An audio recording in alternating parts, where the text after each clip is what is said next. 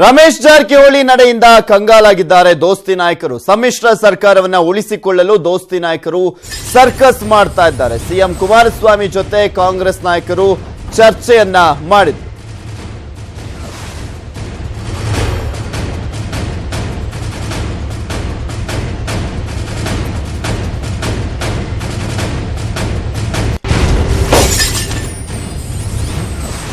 ರಮೇಶ್ ಜಾರಕಿಹೊಳಿ ಅವರ ನಡೆಯಿಂದ ಕಂಗಾಲಾಗಿದ್ದಾರೆ ದೋಸ್ತಿ ನಾಯಕರು. ಹೀಗಾಗಿ ಮೈತ್ರಿ ಸರ್ಕಾರವನ್ನ ಉಳಿಸಿಕೊಳ್ಳಲು ದೋಸ್ತಿ ನಾಯಕರು ಸರ್ಕಸ್ ಮಾಡ್ತಾ ಇದ್ದಾರೆ. ಸಿಎಂ ಕುಮಾರಸ್ವಾಮಿ ಅವರ ಜೊತೆ ಕಾಂಗ್ರೆಸ್ ನಾಯಕರು ಚರ್ಚೆಯನ್ನ ಮಾಡ್ತಾ ಇದ್ದಾರೆ. ಈಗ ಆಲ್ರೆಡಿ ನೋಡಿದ್ವಿ, ಡಿಕೆ ಶಿವಕುಮಾರ್ ಅವರ ನಿವಾಸದಲ್ಲೂ ಡಿಸಿಎಂ ಆಗಿರುವಂತಹ ಪರಮೇಶ್ವರ್ ಅವರು ಸೇರ್ಕೊಂಡು ಯಾವ ರೀತಿಯಾಗಿ ರಣತಂತ್ರವನ್ನ ಹೆಣಿದ್ರು, ಏನ್ ಮಾಡಬೇಕು ಅನ್ನೋದ್ರ ಬಗ್ಗೆ ಚರ್ಚೆಯನ್ನ ಮಾಡಿದ್ರು. ಈಗ ಕುಮಾರಸ್ವಾಮಿ ಅವರ ಜೊತೆ ಚರ್ಚೆಯನ್ನ ಮಾಡ್ತಾ ಇದ್ದಾರೆ. ರಮೇಶ್ ಜಾರಕಿಹೊಳಿ ಅವರ ರಾಜೀನಾಮೆಯಿಂದ ಆಗುವಂತ ಪರಿಣಾಮದ ಬಗ್ಗೆ ಚರ್ಚೆಯನ್ನ ಮಾಡಲಾಗ್ತಾ ಇದೆ.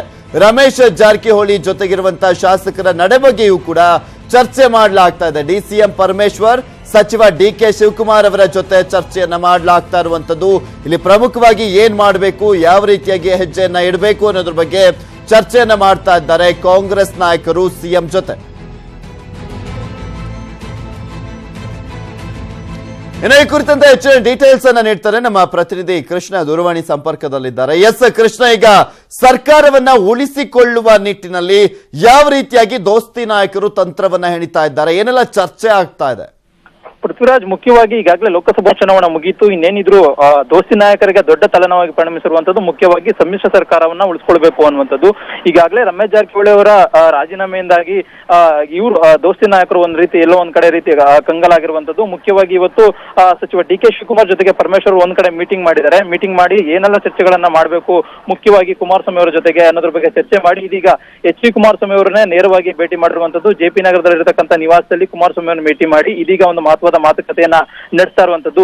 ಮುಖ್ಯವಾಗಿ ಈಗಾಗಲೇ ರಮೇಶ್ ಜಾರಕಿಹೊಳಿ ಅವರು ರಾಜೀನಾಮೆ ಕೊಡ್ತಾರೆ ಅಂತ ಹೇಳಲಾಗ್ತಾ ಇದೆ. ಜೊತೆಗೆ ಅವರು ಕೂಡ ರಾಜೀನಾಮೆ ಕೊಡ್ತೇನೆ ಅಂತ ನಿರ್ಧಾರವನ್ನ ಪ್ರಕಟ ಮಾಡಿದ್ದಾರೆ. ಜೊತೆಗೆ ಅವರ ಜೊತೆಗೆ ಕೂಡ ಕೆಲ ಶಾಸಕರು ಕೂಡ ಈಗಾಗಲೇ ರಾಜೀನಾಮೆ ಕೊಡ್ತಾರೆ ಅನ್ನುವಂಥದ್ದು ಕೂಡ ಹೇಳಲಾಗ್ತಾ ಇದೆ. ಹೀಗಾಗಿ ರಮೇಶ್ ಜಾರಕಿಹೊಳಿ ಅವರ ರಾಜೀನಾಮೆಯಿಂದಾಗಿ ಸರ್ಕಾರಕ್ಕೆ ಯಾವ ರೀತಿ ಪರಿಣಾಮ ಆಗುತ್ತೆ, ಒಂದ್ ರೀತಿ ಏನಾದ್ರು ರಾಜೀನಾಮೆ ಕೊಟ್ರೆ ಅವ್ರ ಜೊತೆಗೂ ಕೂಡ ಕೆಲ ಶಾಸಕರು ಕೂಡ ಕೊಡೋ ಸಾಧ್ಯತೆ ಇದೆ. ಹೀಗಾಗಿ ಅವ್ರನ್ನ ಯಾವ ರೀತಿಯಾಗಿ ತಮ್ಮ ಜೊತೆಯಲ್ಲಿ ಹಿಡಿದಿಟ್ಟುಕೊಳ್ಬೇಕು ಅನ್ನೋದ್ರ ಬಗ್ಗೆ ಇದೀಗ ಚರ್ಚೆಯನ್ನ ಮಾಡ್ತಾ ಇರುವಂತದ್ದು. ಒಂದ್ ಕಡೆ ಈಗಾಗಲೇ ಕಾನೂನಾತ್ಮಕವಾಗಿ ರಮೇಶ್ ಜಾರಕಿಹೊಳಿ ಏನಾದ್ರು ಒಂದ್ ವೇಳೆ ರಾಜೀನಾಮೆ ಕೊಟ್ರೆ ಕಾನೂನಾತ್ಮಕವಾಗಿ ಯಾವ ರೀತಿಯ ಹೋರಾಟ ಮಾಡಬೇಕು, ಜೊತೆಗೆ ಬೇರೆ ಮಹೇಶ್ ಕುಮಟಳ್ಳಿ ಆಗಿರ್ಬೋದು, ನಾಗೇಂದ್ರ ಆಗಿರ್ಬೋದು, ಅವರು ಕೂಡ ಒಂದ್ ವೇಳೆ ಅವರು ರಾಜೀನಾಮೆ ಕೊಡ್ತೀನಿ ಅಂತ ಹೇಳ್ತಾರೆ. ಆದ್ರೆ ಒಳೊಳಗೆ ಇನ್ನೂ ಕೂಡ ಅವ್ರು ರಣತಂತ್ರವನ್ನ ರೂಪಿಸ್ತಾ ಇದ್ದಾರೆ, ಅಂದ್ರೆ ರಿಸೈನ್ ಮಾಡೋದಕ್ಕೆ ರೆಡಿ ಆಗಿದ್ದಾರೆ ಅನ್ನೋದು ಕೂಡ ಹೇಳಲಾಗ್ತಾ ಇದೆ. ಹೀಗಾಗಿ ಮಹೇಶ್ ಕುಮಟಳ್ಳಿ ಜೊತೆಗೆ ನಾಗೇಂದ್ರ ಅವ್ರನ್ನ ಯಾವ ರೀತಿಯಾಗಿ ರಕ್ಷಣೆ ಮಾಡ್ಕೊಳ್ಬೇಕು, ಒಂದ್ ವೇಳೆ ಅವರಿಗೆ ಸಚಿವ ಸ್ಥಾನ ಅಗತ್ಯ ಬಿದ್ದರೆ ಅವ್ರಿಗೆ ಸಚಿವ ಸ್ಥಾನವನ್ನ ಕೊಟ್ಟು ಅವ್ರನ್ನ ತಮ್ಮ ಪಕ್ಷದಲ್ಲೇ ಹಿಡಿದಿಟ್ಟುಕೊಳ್ಳಬೇಕು ಅನ್ನೋದ್ರ ಬಗ್ಗೆ ಚರ್ಚೆ ಮಾಡ್ತಾ ಇರುವಂತದ್ದು. ಈಗಾಗಲೇ ಡಿಸಿಎಂ ಪರಮೇಶ್ವರ್ ಜೊತೆಗೆ ಡಿಕೆ ಶಿವಕುಮಾರ್, ಕುಮಾರಸ್ವಾಮಿ ಅವರ ಜೊತೆಗೆ ಮಾತುಕತೆಯನ್ನು ನಡೆಸ್ತಾ ಇರುವಂತದ್ದು. Prithviraj, okay, thank you